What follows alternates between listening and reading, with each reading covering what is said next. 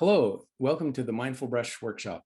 I'm Steve, and I'll be presenting part one of today's workshop, which is an introduction to mindfulness, and it'll be roughly 30 minutes long.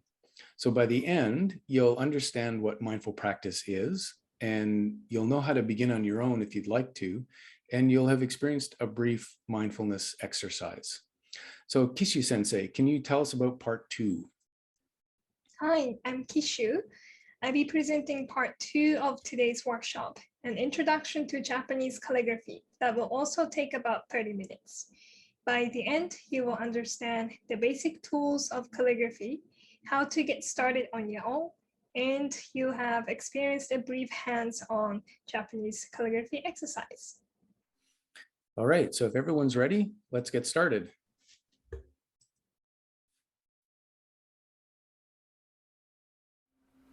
So a quick introduction.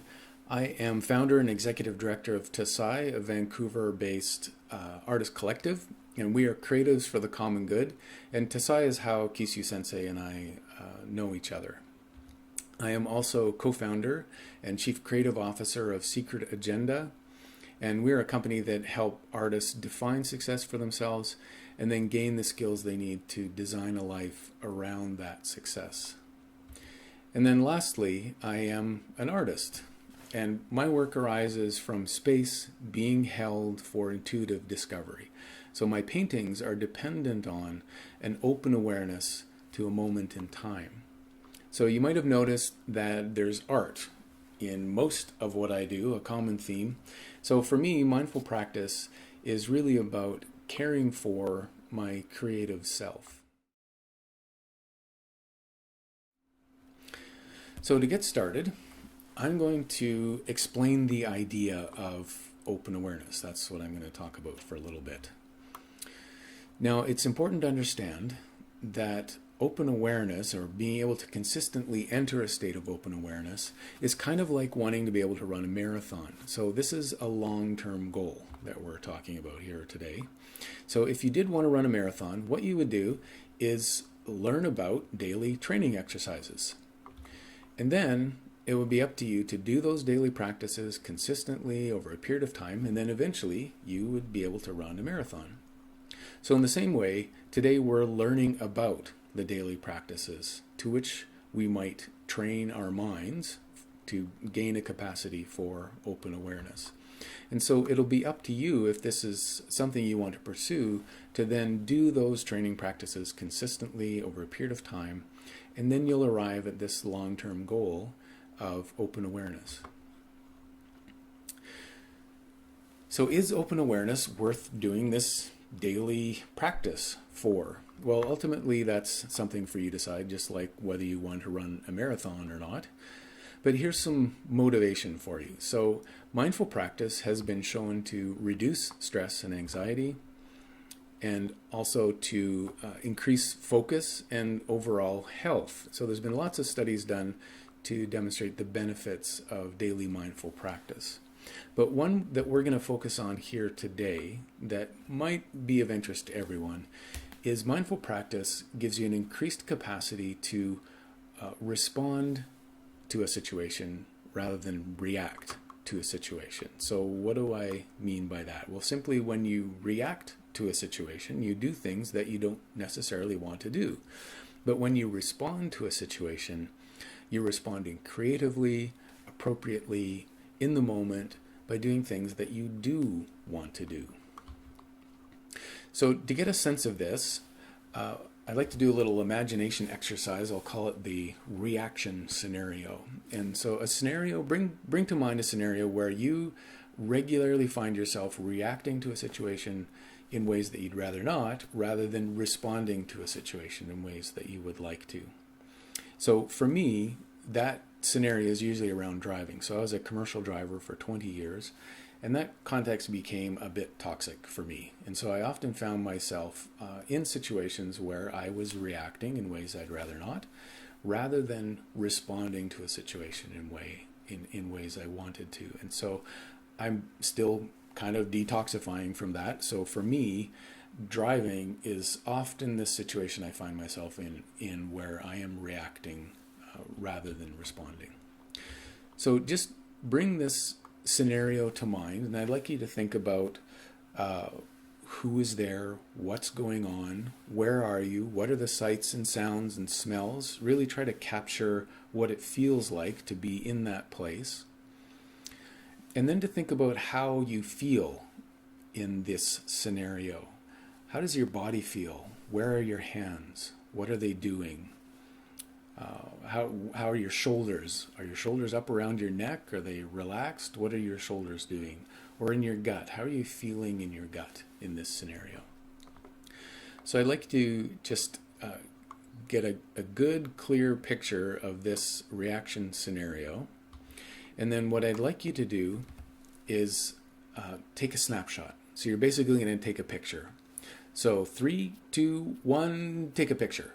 And now what you're going to do is take that snapshot and just set it to the side. We're going to come back in a few minutes after we talk about open awareness, and then we're going to use that snapshot again. So, what is open awareness? Well, to be in open awareness is to be 3 things at once, which is why it's not an easy thing to be. It takes some time and some practice to get there. So first of all, open awareness is being present, very much like a dog. So dogs are very happy just being dogs and being where they are. So dogs generally aren't thinking about the time they spilled the dish last week, and they're not thinking about the meeting they have with the poodle next week. The dog is just happy to be there with you. So first of all, open awareness is this sense of being present, very much like a dog or like a golden lab. We have a little picture there. Second, open awareness is being in non-judgment. So very much like a grandma. So you don't have to have done something good to get a hug from a grandma. As a matter of fact, you might have done something bad and you'll still get a hug from a grandma. So grandmas have a way of making you feel safe and welcome by being in non-judgment. So open awareness is being in non-judgment like a grandma. And then lastly, open awareness is bearing witness. So like an old school journalist. So journalists, the real journalists, would listen to someone's story, value it as authentic, and then make it available. So they simply bore witness to the experience of others. So you can see how each one of these is in all 3 of these. So the dog or the golden lab is present, and it's in non-judgment and just bearing witness to what's going on. And a grandma suspends judgment and then is present and bearing witness within that non-judgment. And then a journalist simply bears witness and is also in non-judgment and present to a moment. So they all kind of intertwine. So open awareness is being present, suspending judgment, and bearing witness. So let's try to imagine, because we may not have experienced this very much in our life, but let's try to imagine what being in a state of open awareness would be like. So I'd like you to return to your reaction scenario. So retrieve that snapshot you took and remember where you were, remember that scenario, and just spend a moment, if you're comfortable, just close your eyes, spend a moment of bringing it back to mind. Remember who's there and what's going on and how you feel in your body. And now, in that moment, you magically show up in open awareness. And you are present to the moment. You're not judging the moment. And you're simply bearing witness to this moment.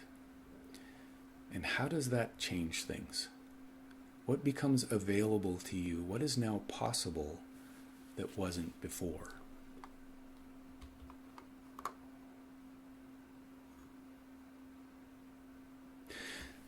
So now that we understand what open awareness is, that it's a long-term goal, and there are daily practices we can do ourselves to gain open awareness, and they don't cost any money.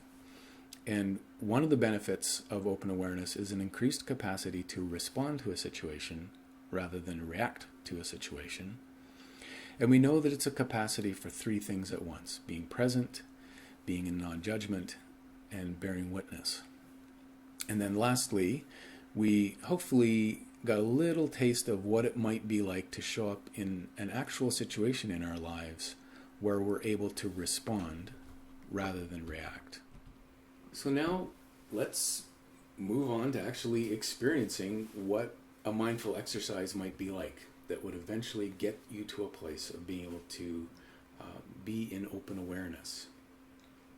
So if you choose to pursue open awareness or something like it, this is what a daily practice might be like. Now, before I get into actually guiding you through this mindful practice, there's a couple of things I'd like you to know about, just to prepare you for this experience if you've never done it before. So I need to let you know about monkey mind. And monkey mind is one of the ways to talk about that endless churning chatter that tends to constantly spin in our heads. And one of the first simple things mindful practice can give us, and one of the first things we need in our journey to open awareness, is a break from monkey mind. Now, a good way to think about monkey mind is kind of like a rainy day. So down under the clouds, we might be experiencing monkey mind. But up above the clouds, there's a calm state of mind. So this calm state of mind is always waiting for us up above the clouds. It's always there and always present. So even though down below it might be like experiencing a rainy day or experiencing monkey mind, we can always know that if we go up above the clouds, even for a little bit, for 10 minutes, for 15 minutes, we know that up above the clouds, the sun's still there, a state of calmness is there up above the clouds that we can reach and access. So we aren't trying to banish monkey mind. We're not trying to make it stop chattering. We're simply going to move away from monkey mind to visit the calm and sunny skies up above for a little while. So mindful practice doesn't solve the problems monkey mind is chattering about, and it will simply give you a break from monkey mind, which has benefits in and of itself. It is literally a rest for our minds, for our biologic brain, from this constant spinning and churning that we tend to have going in our head.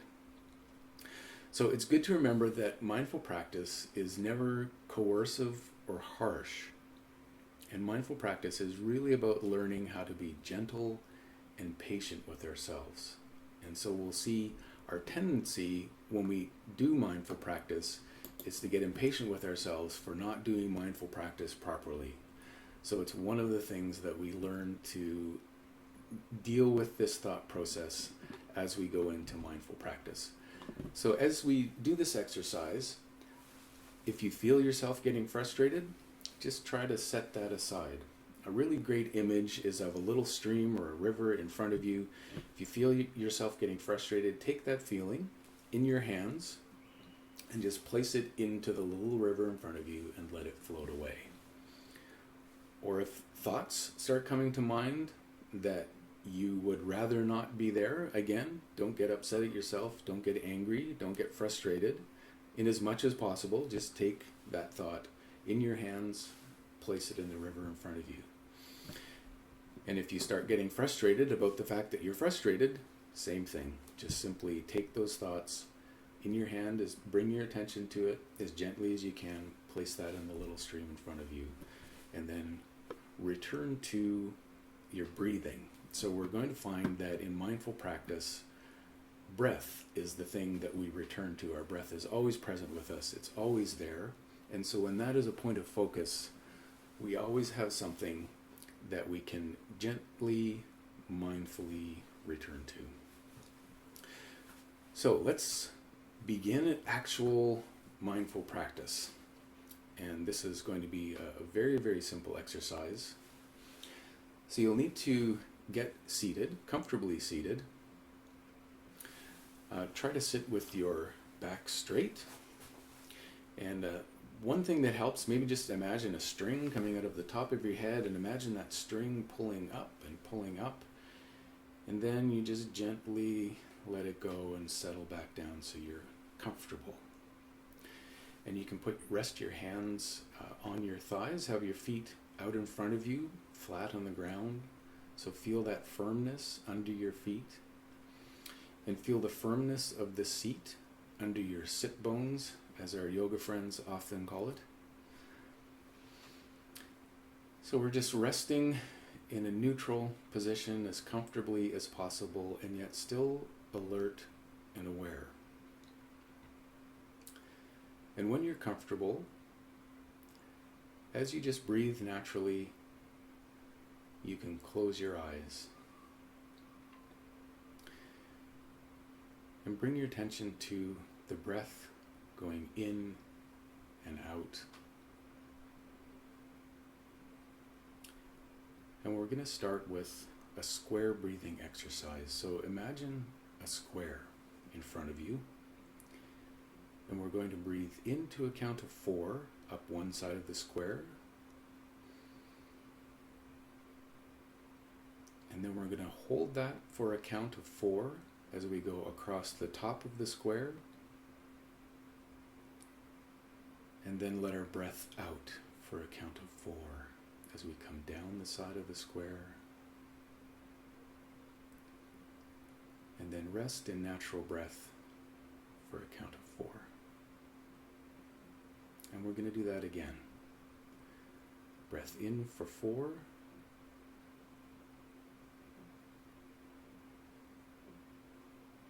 And hold for 4.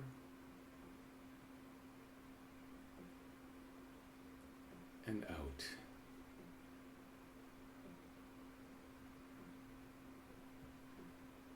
And rest for 4.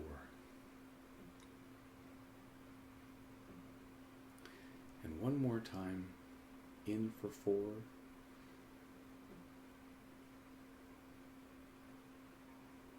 And hold for 4.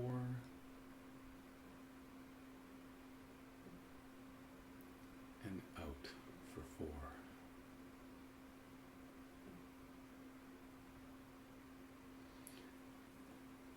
So that beginning centers us. It's helpful for me as I guide you through this mindful practice to center myself and to get ready for this. The next thing we're going to do is just try to become present to our own bodies. So imagine a hula hoop just up above your head, hovering. And imagine that hula hoop slowly lowering down around your body. And as it does so, just bring attention to that part of your body that the hula hoop is passing by. And so we start in our head and move down to our neck. And we aren't judging, making assessments about anything. We're simply bringing attention to our body, bringing awareness to our body. So we go down to our shoulders, in our arms, down around our torso,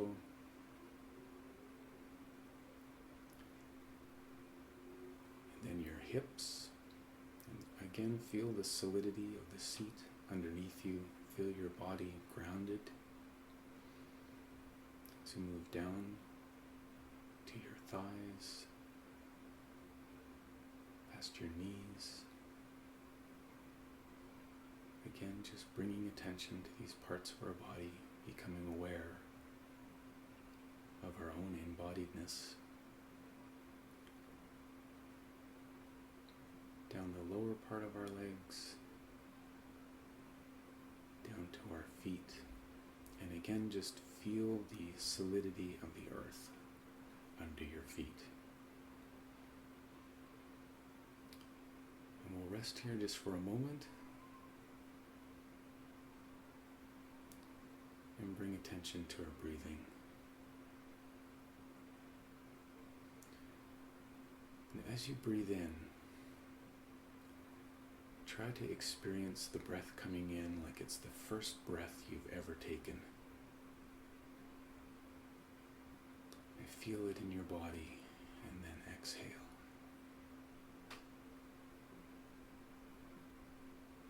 And we're just bringing attention to this experience.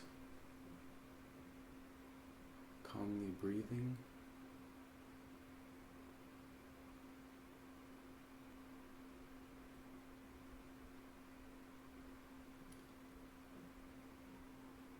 And as we settle in now, we're going to start a simple exercise where we count to 10. And breath in is 1, and out is 2, in is 3, and out is 4. And so on up to 10. And because everybody has slightly different breath patterns, just follow your own natural breath. And as you breathe in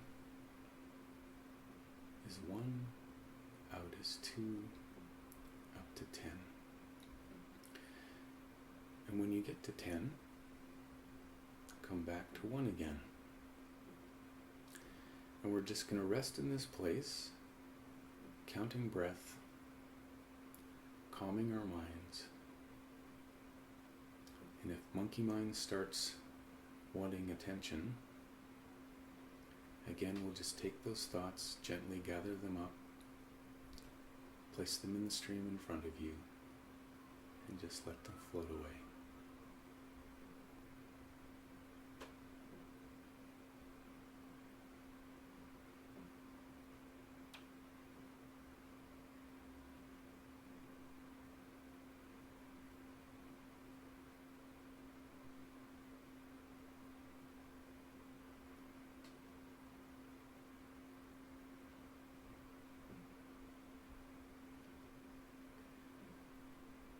And as you bring attention to your breath, try to remain in a natural breathing pattern. Try not to overemphasize breathing in or overemphasize breathing out. Think of a smooth, fluid transition between in and out.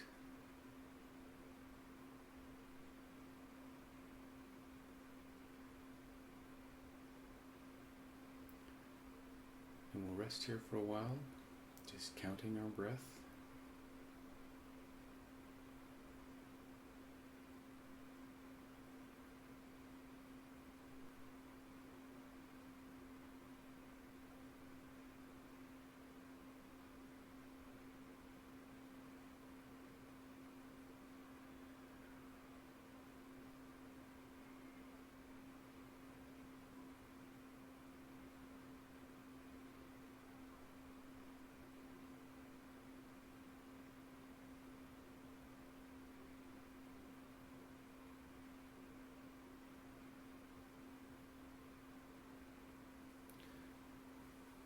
Now one more exercise.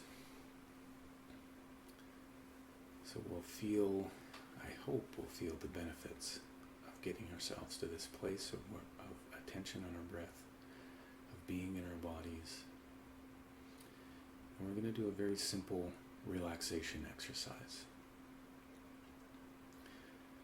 So as you breathe in, I want you to bring attention to a part of your body. We're going to do similar to the exercise of the hula hoop. We're going to start at the top at our head. And as we breathe out, I'd like you just to release tension from that part of your body you're bringing attention to. So first our head, and then our neck. Release tension out. And then our left shoulder. And release the tension in our right shoulder. Release that tension in our left upper arm. As you breathe out, let it flow out. In your right upper arm, and let the tension go. Your left forearm,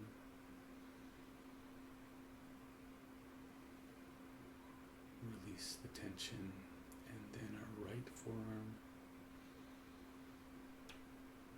and release the tension, And then both of our hands together. Bring attention and let the tension go. And now our chest. And breath out and let tension go. In our upper back. And let that tension go. And now our abdomen in the front. Let the tension release. And our lower back. Let that tension release. And then both hips together. Let that tension go. And one more time with our hips, just bring our tension gently there. And on breath out, let it go.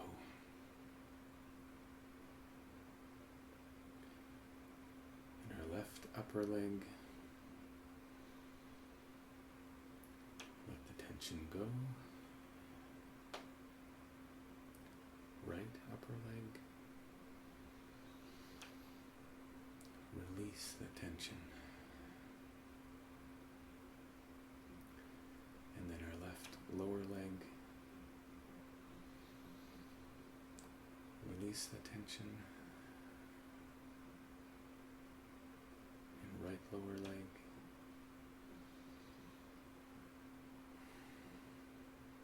And now our feet, as you bring attention to your feet, breath in, and feel the tension flowing out the bottom of your feet, down into the ground and away. And one more time, all the tension from the top of your head down through your body, down to your feet and away.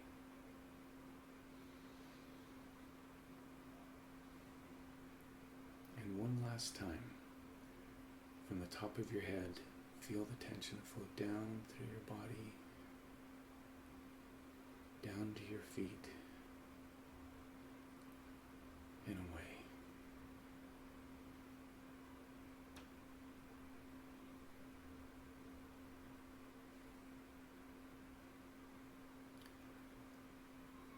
Bring our attention back to our breath and center on breath again.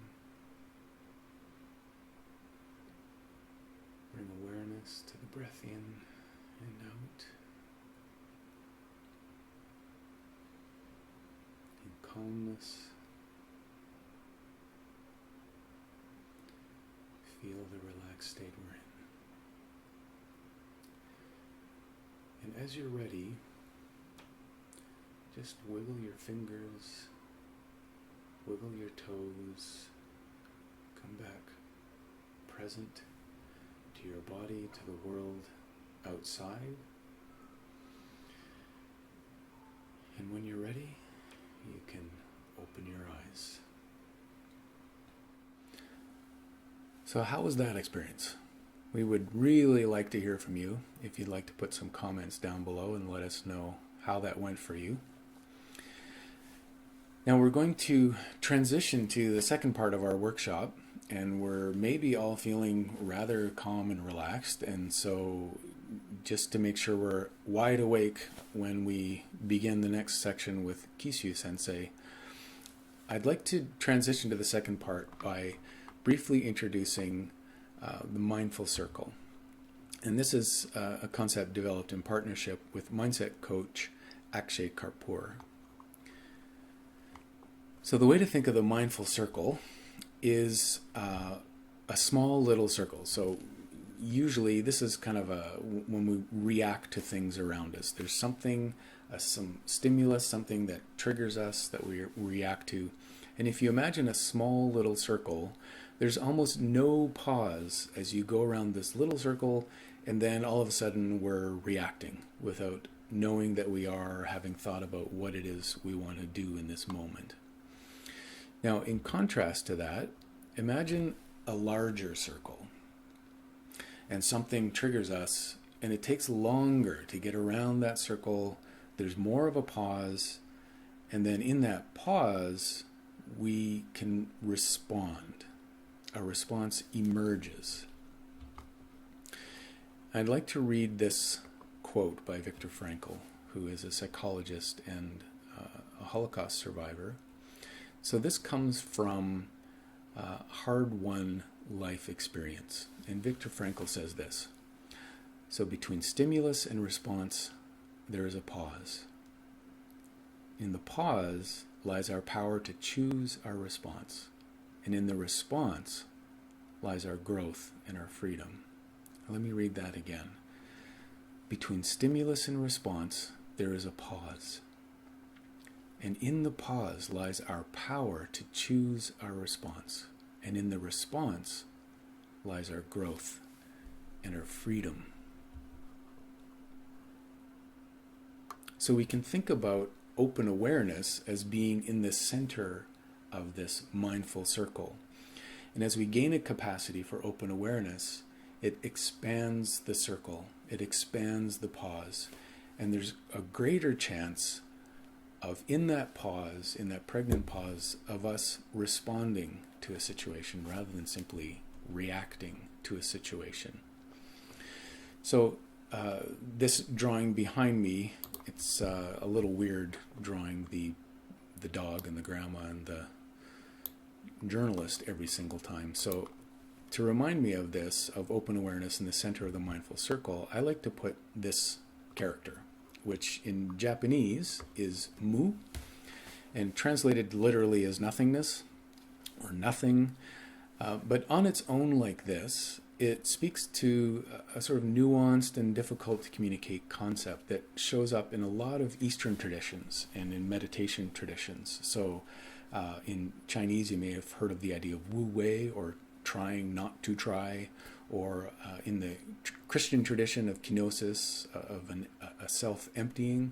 So it's this idea of something in the center, there's an emptying, a letting go that creates space for something else.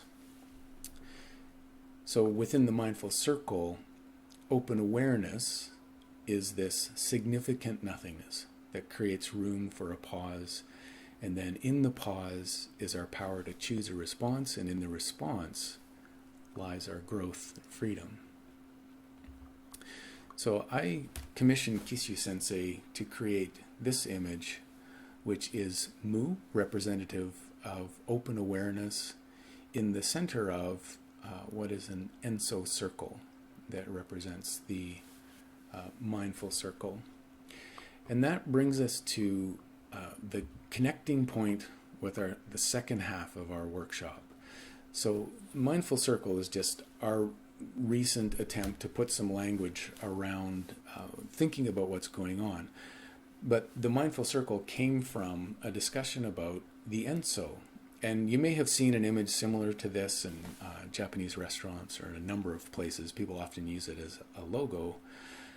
The enso comes from, there's actually a Japanese Zen Buddhist practice of drawing the enso. And it's a daily mindful practice where what you do is simply draw one circle. And the whole idea is less about the drawing that you get at the end, and it's more about being present to a moment, getting yourself centered, and in non-judgment, drawing that circle. And you capture something of that moment. And so the ongoing practice is called Hitsu-zen-do, which is loosely translated as way of Zen through the brush. So this drawing the enso is representative of the mindful circle, handy for our purposes, but it's also a way to actually practice mindfulness on a daily basis, if you'd like. So with that, we will now head to the second part of our workshop with Kisyuu sensei. Hi everyone, welcome to the second part of the workshop, Introduction to Japanese Calligraphy.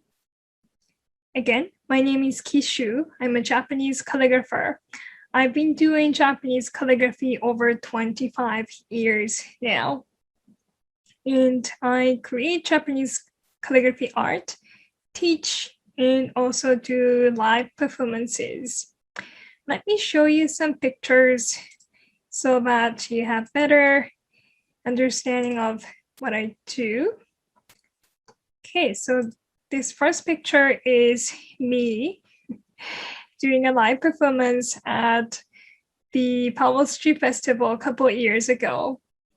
And this is my big calligraphy brush. It is hard to control, but it is so much fun to write calligraphy on a big sheet of paper with a big brush and using lots of sumi-ink. I love using this big brush during my performance. And this is one of my artworks. It says dragon. So this is not very traditional Japanese calligraphy writing, but I create not only traditional, but also modern style of calligraphy to express myself better and also communicate with people who don't necessarily understand Japanese written languages. And this is also one of my art. The writing itself is more towards traditional style. However, I sometimes mix with photo and calligraphy to express myself better. It says ajisai, the flowers that's blooming in June, July. And this is the photo of cute baby, and also Mei Mei Sho, which is known as baby's name certificate. And it is a Japanese tradition to write newborn baby's name with the calligraphy to wish their healthy life. And the last picture I have is I create art for commercial use as well. So this is the example.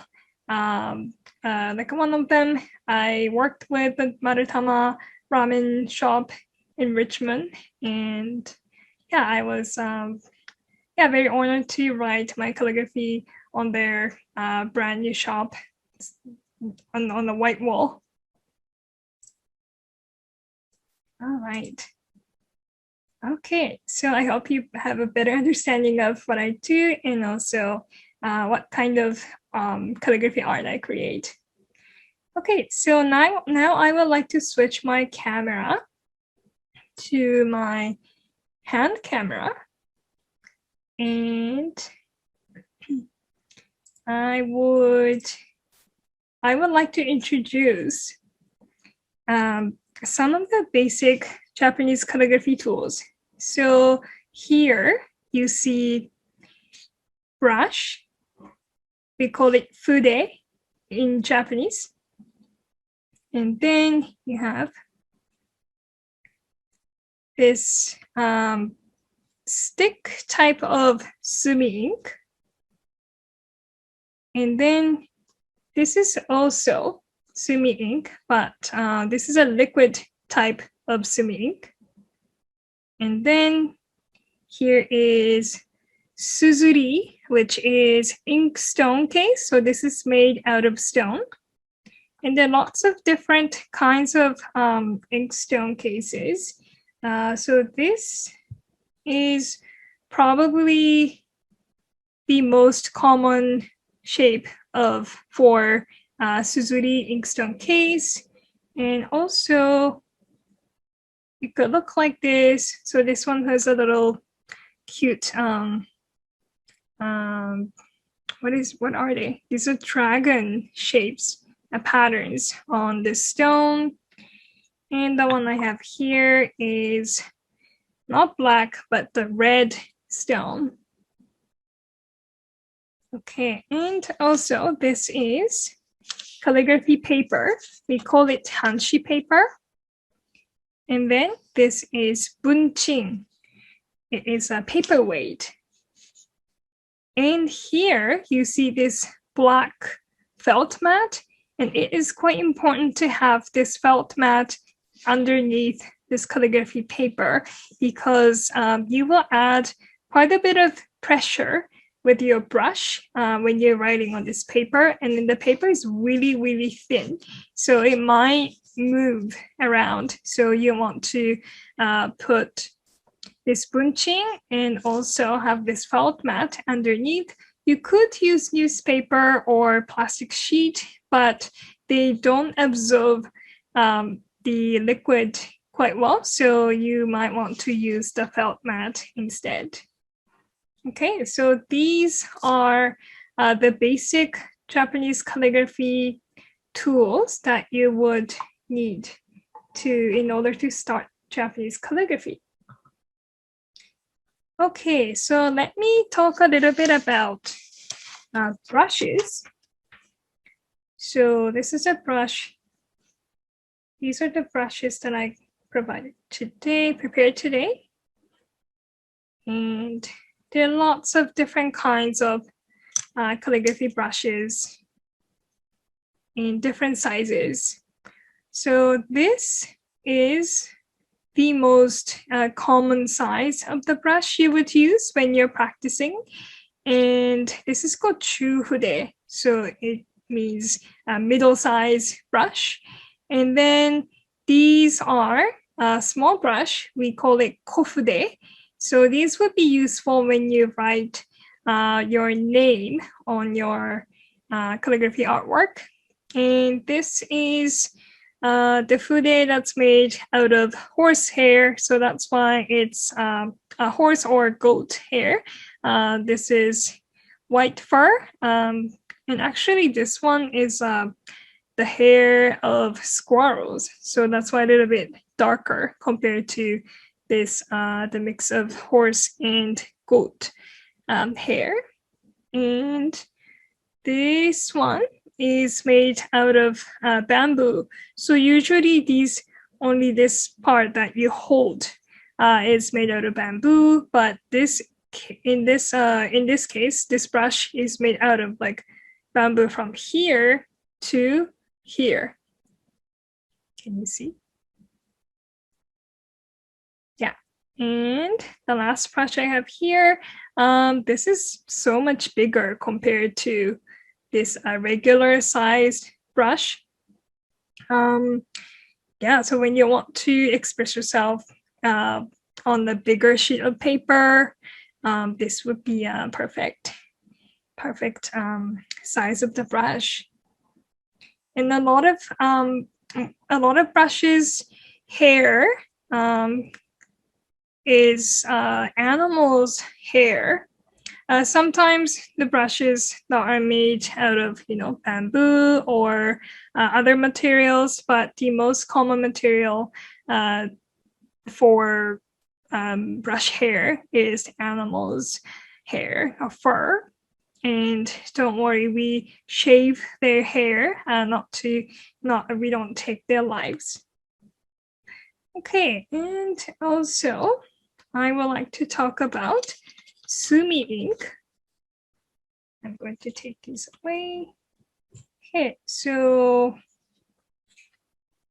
sumi-ink has two different I would say forms. So one is the stick type of sumi-ink, and the three main ingredients for this sumi-ink are soot and glue, which is called nikawa glue.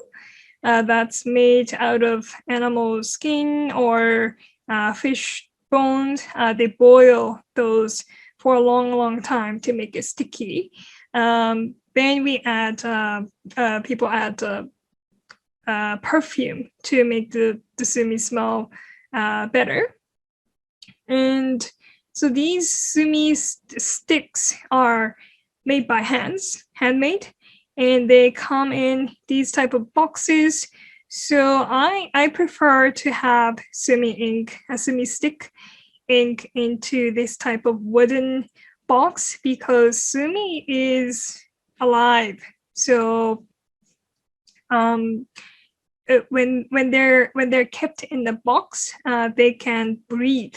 That's why I prefer to have my sumi-ink in this type of kitty box. But sometimes they come in with this type of like paper box or cloth box, which is totally fine. Yeah, no problem. But just my preference. I would like to have this one. Yeah, and also we have this type of bottled ink, so liquid ink. It's already made the liquid ink, so you don't need to rub ink. It's very easy to use when you're practicing and you don't have time to grind your ink. But this is machine made. Ingredients will be the same or similar. Sometimes the black color comes from the carbon black, not the soot. So that could be a difference between the liquid ink packed in the bottles and the stick type of semi-stick ink. Okay, and in order to get the sumi-ink,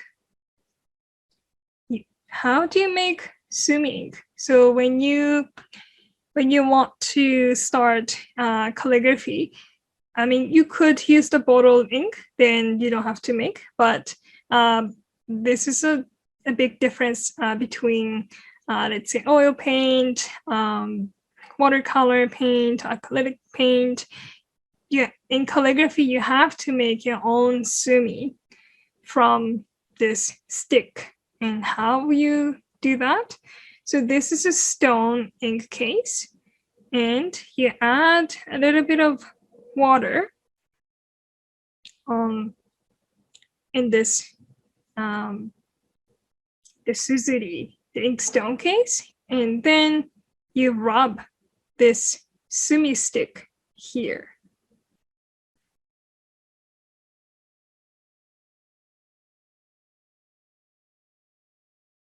And when I use the word grind, people tend to put a lot of like force and then try to like grind really hard, but please don't grind too hard because you may scratch your suzuri, the surface of this stone. So just really gently, as if you're touching, baby's head, like this. It might take a while to make a lot of amount of ink. So probably if you can do 10 to 15 minutes before you start your art, that would be great. You will have enough ink for more than 10 sheets, probably. And this ink making is not only for making ink, but also it is good for meditation. So since this takes a while to make a lot of ink, just try to relax when you're making sumi-ink and try not to think too much. And as Steve was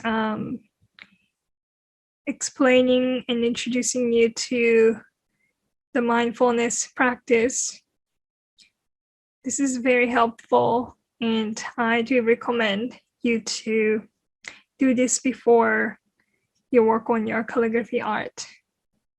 And I can start to smell the nice sumi smell. Okay, I'm going to stop here. And so today we don't have too much time, so I'm going to add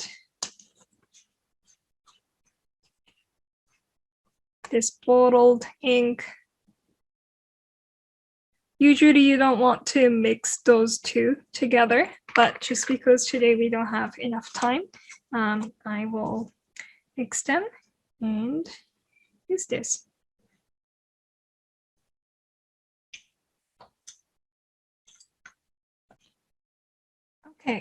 So now you know what tools you need in order to start Japanese calligraphy. And what's next? You need to learn a couple of basic calligraphy lines. So in calligraphy, there are lots of rules if you would like to learn traditional style of calligraphy. And when you master all those rules, your characters will look beautiful. So today I would like to introduce you to very basic rules for horizontal and vertical lines. So it might look very simple, but it actually has a lot of things going on. Okay, so let me write a horizontal line. Oh, before that, I would like you to hold your brush properly. So I prefer to use these 3 fingers. So first you clip this bamboo part with these 2 fingers, and then you support from the back with this 3rd finger, the middle finger. So this is the one way of holding your brush, but also you could have your the middle finger like forward, front, and then hold like this if you want to. But I prefer this way, so today I'm going to hold my brush this way. Okay, so this is how you write horizontal line.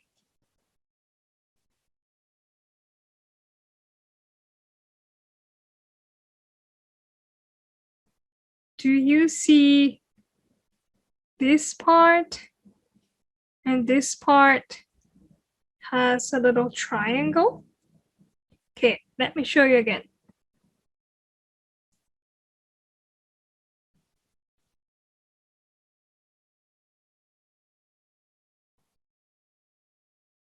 Okay, so what is happening at the very beginning is make your brush tip pointy and then place your brush 45-degree angle. Here is 45. And after you placed your brush in 45 degrees, twist your brush towards the direction you want to go next, which is the right. And when you get to the end, lift your brush up so that your tip goes up and the whole brush goes down as in diagonal down. And then if there's a little bit of hole here, you can go back a little bit to fill the gap. So this way you have this triangle, the beginning, and also at the end. Let me show you again. 1, 45-degree, twist your brush straight, lift your brush up, down, and go back. So this is how you write a horizontal line.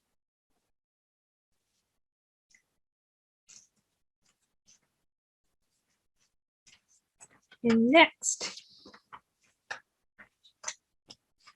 I would like to show you how to write vertical lines.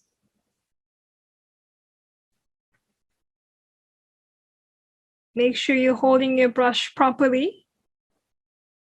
And if your hair is sticking out like this, please go back to your inkwell and then try to make it tidy.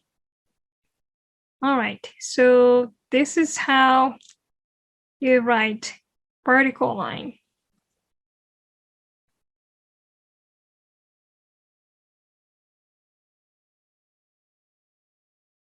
Do you see there's a triangle here and also here. So same as when you wrote horizontal lines, you start with 45-degree angle and then twist your brush. In this case, you want to go down.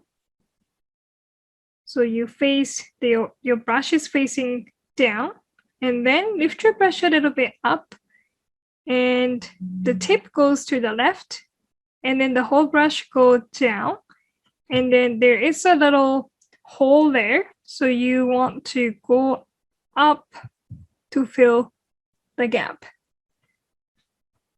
Again, 45, twist, straight, lift your brush up a little bit. The tip goes toward the left, bottom left, bottom, and up. Does that make sense? And make sure your brush has enough ink.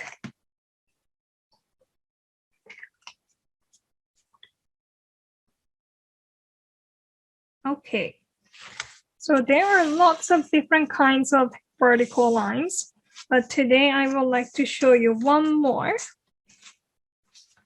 Okay, so this one, you stopped at the end. However, there is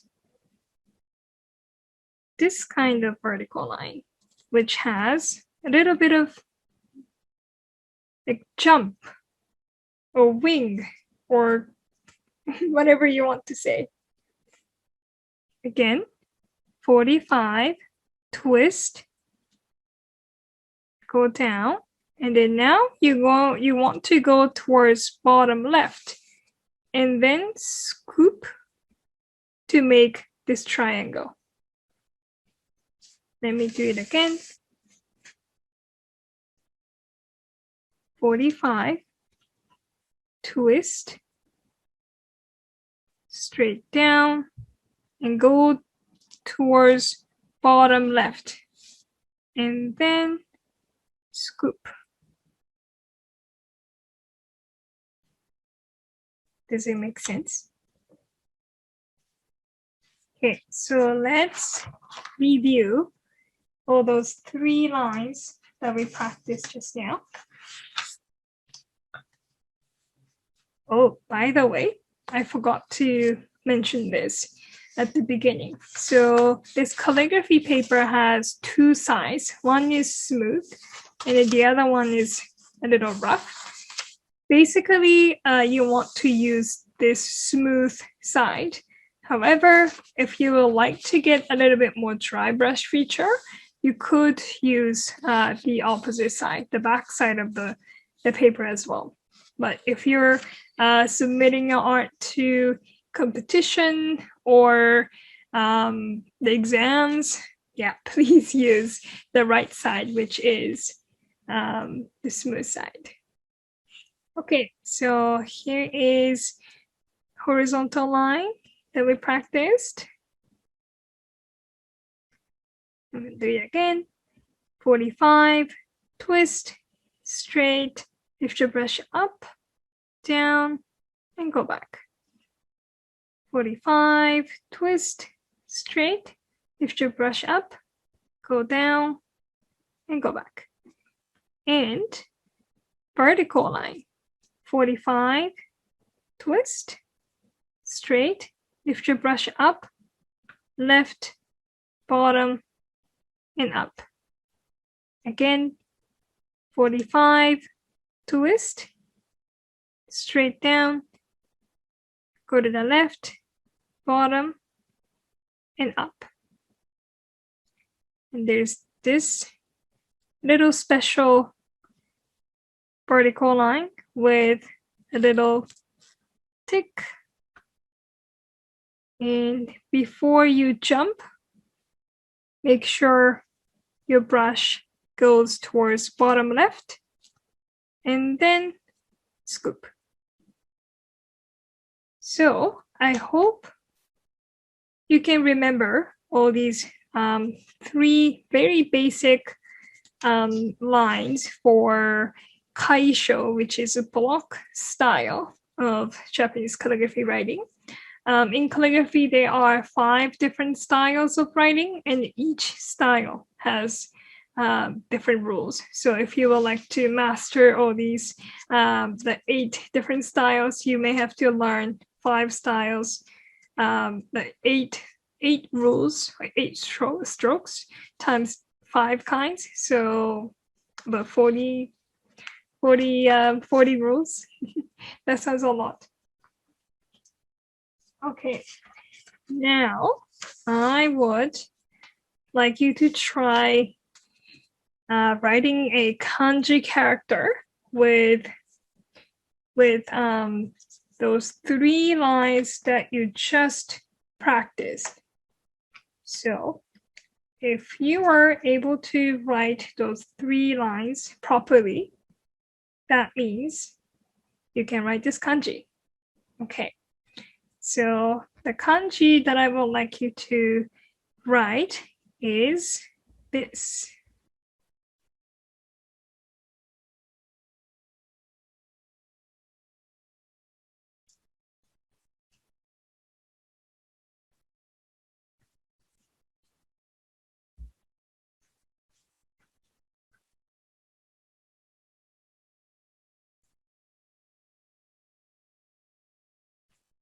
Can somebody tell what this says? So this kanji means circle. It's in Japanese. It's circle.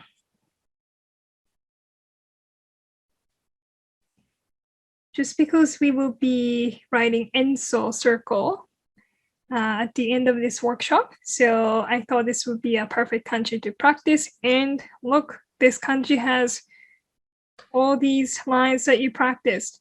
Horizontal line, vertical line, horizontal line, vertical with the tick, and then again, vertical and horizontal. So I thought this is a perfect kanji for you. Okay, let's write it again. So you start with vertical, and then you do the triangle at the end. And the next stroke will be horizontal. And now this horizontal line turns into vertical. And go towards bottom left and let go. And vertical line, very short one. And then horizontal line. Okay, so this is a stroke order. 1, 2,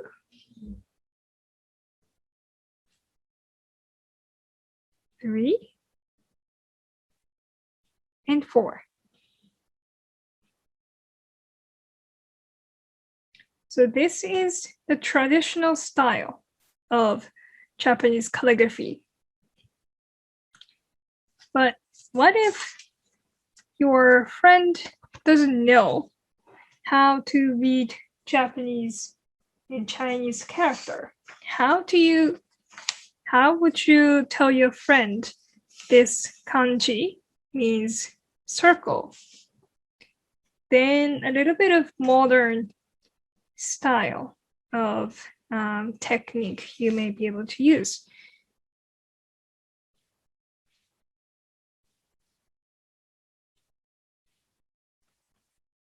Something like this. This is still the same kanji but I made this square part into circle, since this kanji means circle. And what if you write it really, really thick and circle? This kind of already looks like enso circle, doesn't it? And even if you stick with square shape, the original shape. Maybe you could do something like this, very thin.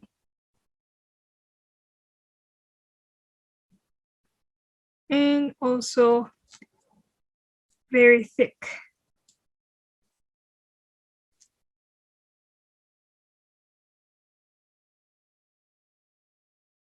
Don't they give you different feel when it's written very thin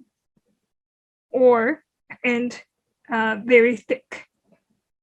So that's something you can do after you master all these basic strokes. You get to play with it and then be a little bit more expressive. You don't have to stay with traditional, just traditional calligraphy. That is a fun part of modern calligraphy. Okay. So I would like to move on to the last activity of this workshop, which is writing an enso circle. So enso circle, in order to write enso circle, you don't need to worry about any rules you just learned. Just be yourself, relax, and draw a circle. And that circle doesn't have to look pretty or mathematically perfect. And you can write enso or a circle from bottom to top to bottom, clockwise, counterclockwise. It's all up to you. So I would, I said no rules, but one rule. I would like you to draw the circle in one go. Try not to stop and take a break. Just even if you're writing it slowly, that's okay. But I want you to keep your brush on the paper the whole time. Okay, so I would like you to close your eyes and then just relax, and we will take about a minute to meditate before we draw a circle, enso circle. So, okay, so prepare a blank sheet of calligraphy paper and sit straight. Close your eyes and breathe in, breathe out. Breathe in and out. Keep breathing in and out. Can you hear your heartbeat?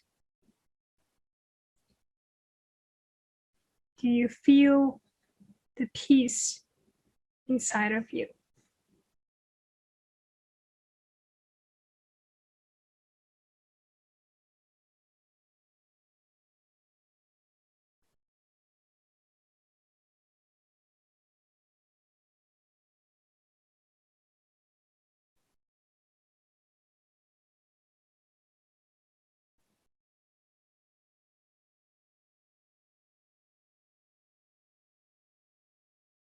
Okay, now you can open your eyes and start writing an enso circle.